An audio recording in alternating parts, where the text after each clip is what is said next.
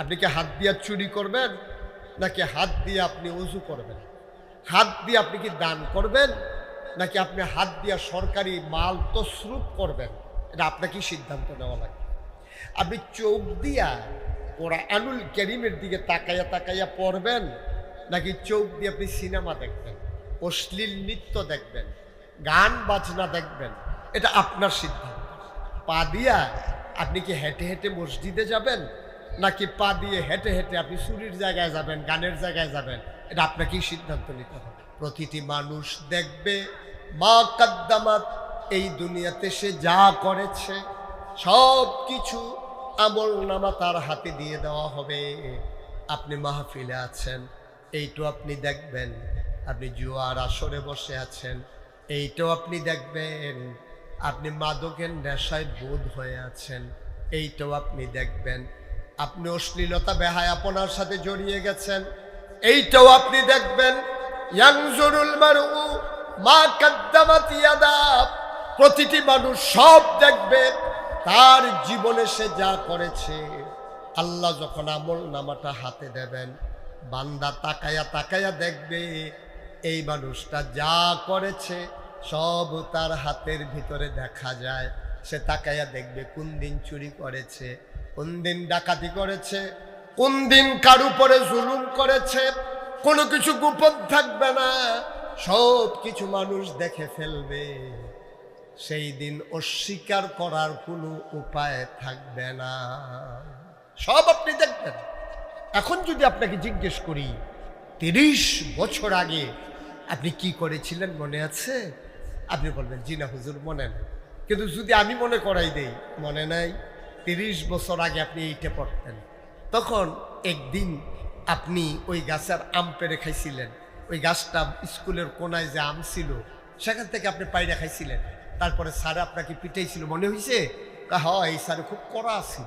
স্যারে আমি তো চুরি করে মনে করছি স্যারে দেখে না, জানালা দিয়ে যে চাইয়া রয়েছে। আমি তো আর কইতাম পারতাম না, দৌড়ান দিয়ে দৌড়ে রাখি চালাইল রে। 30 বছর আগের কথা মনে করাই দেওয়াতে আপনার একেবারে সবগুলা লাইন হুবহু মনে পড়তে আছে। তো যখন কিয়ামতের ময়দানে উঠবেন তখন আল্লাহ টোটাল আমল নামাটা আপনার হাতে দেবেন। দেওয়ার পরে আপনি দেখবেন কোন সময় নামাজ ছাড়ছেন, কোন সময় রোজা ভাঙছেন, হজ ফরজ হয়েছে করেন নাই, মানুষের উপরে জুলুম করেছেন, অন্যায় করছেন, অবিচার করছেন, সব দেখা যায়। এখন তো স্বীকার করার কোনো জু নাই। আল্লাহ বলবেন এই নামাজ পড়ছিলা? তখন সে মিথ্যা কথা বলতে চাইবে, জি আল্লাহ পড়ছিলা। তো পড়ছিলা কহ আমল নামায় তো নামাজ দেখি না। আল্লাহ ফেরেস্তা বোধহয় লেখা নাই। কেন লিখবে না? ঠিক আছে, ফেরেস্তায় যদি না লেখে সচিত্র প্রতিবেদন, ফেরেস্তাকে ডেকে বলবে এই ভিডিও ক্যাসেটটা ছেড়ে দেবে। আবার যখন ভিডিও ক্যাসেট ছেড়ে দেবে, এখন ফেরেস্তা ক্যামেরা লইয়া আগাইতে আছে। এই রাস্তার মোর্চাটা কখনো এটা আমরা রাজা মেহার স্কুলের এই পশ্চিম দক্ষিণ কোনার এহেন্দিয়া রাস্তার একটা বাঁক রয়েছে। তা আফগান এই তো মাসাল্লাহ ওই যে হেবাই সাহেবের দোকানটা, আরেকটু আফগান আগে থেকে। তো এটা কি? আমরা বাড়ির গেটটা কত ভিতরে ঢুকি। তো ঢুকছে, ঢুকে সেটা দেখে ফজরের আজান হইতে আছে, সব শোনা যায়। এবার আর ও এই ঘরটা কা আল্লাহ এটাই দাম দেখো। তো দেখে ভিতরে গিয়েছে, ক্যামেরা দিয়া ধরে দেখে যে এবার ল্যাব গায়ে দিয়া নখ ডাইকা ঘুমাইতে আছে। আল্লাহ কয় ল্যাপের তলে কাটারে। আল্লাহ ডালগি দিয়া চান না, চাইয়া দেখতে কি দেবে তুই মিলে নামাজ পড়ছ, ল্যাপের তলে তুই ঘুমাইতেছ। আল্লাহ গতকালকে মাহফিল আছিল, শীতরা গাড়া করছে, মাহফিলের কারণে দেরি হয়েছে, আর শীতরা কড়া পড়ছে, এলাকা খালি 8 কাজা হয়েছে। হাই, কোনো কিছু আপনি গোপন করতে পারবেন না, লুকানোর কোনো ক্ষমতা নাই। সব কিছু আপনার চোখের সামনে ভেসে উঠবে। সেই দিন আপনি কি বলবেন? আল্লাহ এটাও বলে দিয়েছে, ইয়াকুলুল কাফিরু, কাফের তখন চিৎকার করে বলবে ইয়া লাইতানি, হায় আফসোস, হায় আফসোস, কুনতু তুরাবা, আমি যদি মাটি হয়ে যেতাম। আচ্ছা, মাটি হতে চাইবে কেন?